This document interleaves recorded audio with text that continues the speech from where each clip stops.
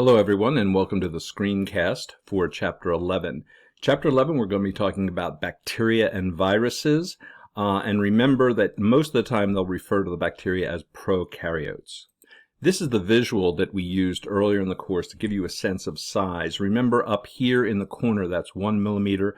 So this is how big a coffee bean or a grain of rice or a sesame seed would be. And using this down here, you can zoom in to get closer and closer to different types of cells. And it really gives you a nice sense of size. But watch that corner change as you go closer and closer. You may want to use that. There are two sections in this chapter, 11.1 and 11.2. 11.1, excuse me, is going to talk about prokaryotes, bacteria. They're going to talk about their classification, their evolution, their structure. Those are the lesson objectives right here. These three circles, the yellow, blue, and green, represent the three major life forms on our planet. Notice the blue is the bacteria or prokaryotic life. Green is the eukaryote, plants that are life that we're familiar with, plants, fungi, animals. We would fall in this. And archaea, which is another form of life that we'll talk about a little bit later. Here we talk briefly about prokaryote evolution, and look at that second sentence. For their part, bacteria were considered to be the ancestor of eukarya. That means plants, animals, and fungi. And in the chart below, in 11.1, they have a comparison of bacteria, archaea, and eukarya. Take a look at that. It's not necessary to memorize that. It's just necessary to know some of the basic differences in flagella, cell membrane, how they protein synthesize, those sorts of things. This is a picture from outer space looking down on a lake, and those green swirls in that lake is a bloom of cyanobacteria. And that's usually caused by too many nutrients being dumped into the lake. This is a short video done by a dentist that talks about bacteria and white blood cells attacking the bacteria. I'd like you to take a look at that. Here's a structure of the outside of what a lot of bacteria look like. They generally fall into three shapes. They fall into the spherical blue, they fall into this rod-shaped, and they fall into these spiral shapes. Bacteria are never these colors.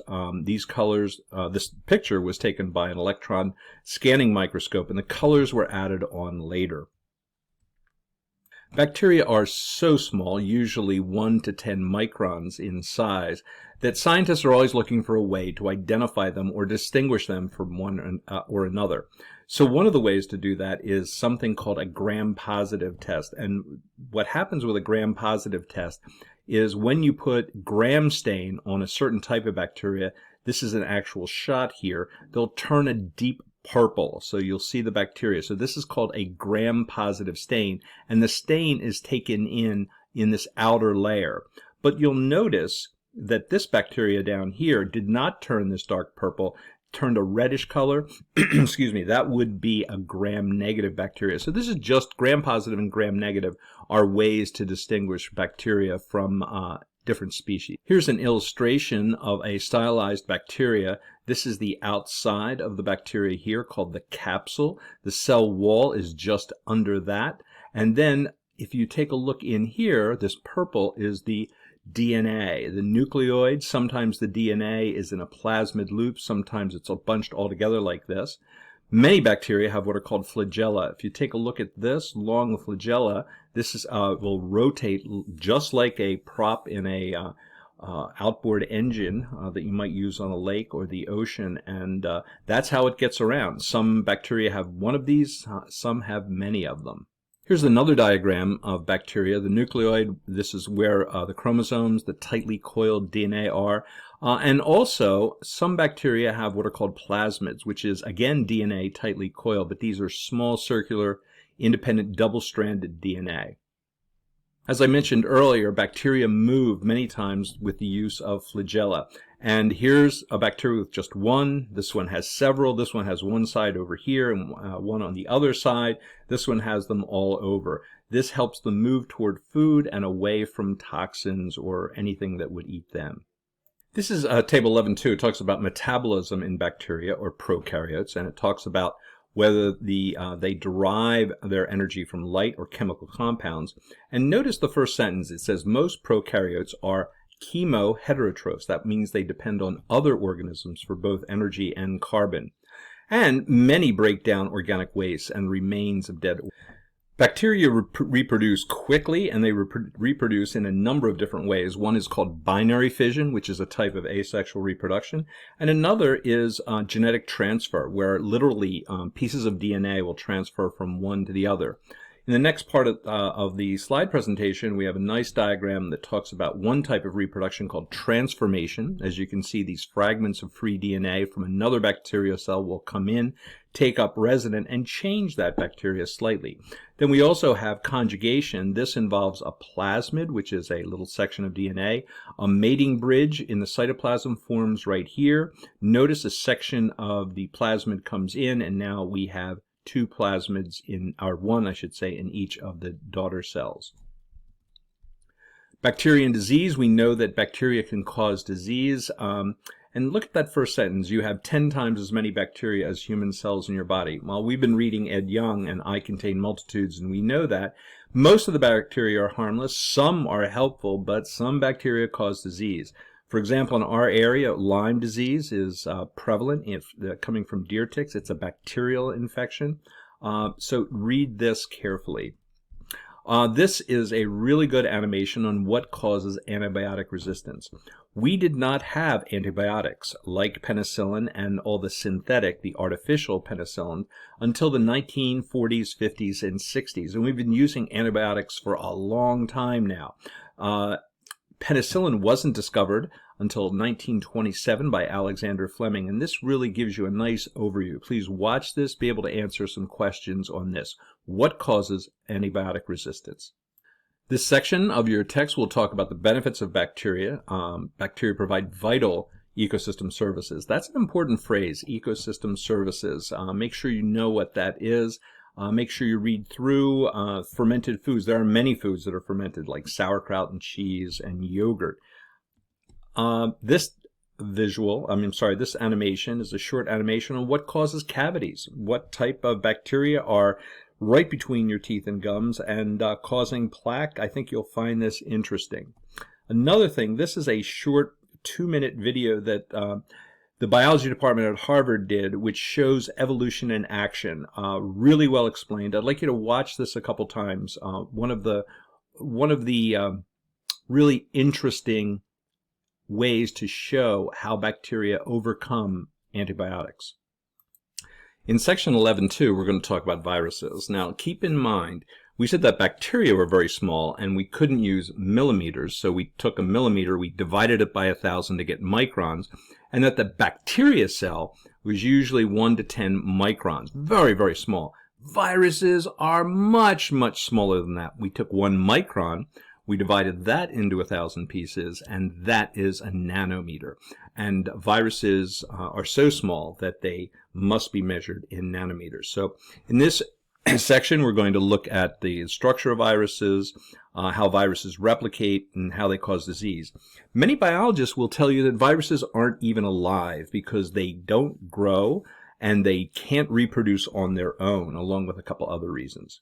Viruses normally are made of two things. They're made of a protein coat called a capsid, and inside that protein coat is either a strand of RNA or DNA. The next page of the presentation, I've linked to the HHMI, which is the Howard Hughes Medical Institute. When Howard Hughes died, he left this institute a lot of money to do good things in life science.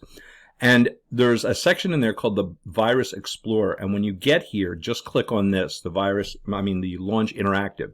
When you get there, you'll get to the Virus Explorer and click on one of these viruses and you'll get a 3D structure. You can then look inside it. It's really well done. And at the bottom, they talk about the size comparison. This is a small chart on different types on virus classification. For example, there's adenovirus.